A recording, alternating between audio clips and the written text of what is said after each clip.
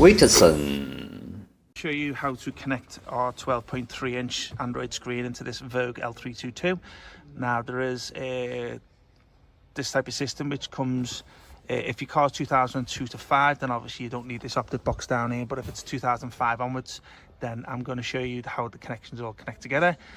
Also, a lot of people make the misconception of cables not matching, because what they do is pull the dash out, find out all these cables here which don't match the cables in the box. That's one reason only, is because you have to go into the footwell of the car, the passenger seat.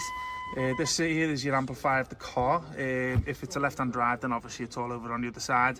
But this box here, all your cables that come out of this part here, you need to feed up into the, just around here, this section, and pull them through to here. And then obviously this is where it all matches all the cables of the car. You'll have that one there, which basically comes from the amp. You'll also have a couple of other cables which are not needed, like the likes of this one here, that one there, this one here. And you also have an optic cable which comes out to the amp, which then goes into this box here.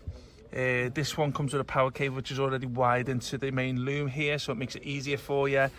You also get this little filter box here for the aux, and then obviously this is where the aux in are, and aux, excuse me a second, see these aux in R and aux in L, so that goes into this box here. You can see the color coded. This one here, which is the original camera cable, this one goes to your brown input here.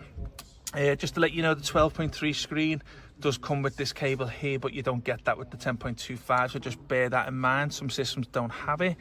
This black one here, which is your FM AM, which goes direct into the back of the system down here. Let me see if I've missed anything. Oh yeah, this cable here, which is another optic cable. This comes out the back of your old screen. And you will get an optic loop cable in here just connected to this. Obviously you're not breaking the cycle of the optic signal, so obviously that circulates back in there, so you get your sound. So that's pretty much it, guys. So I hope you liked the video, and if you got any questions, WITSON.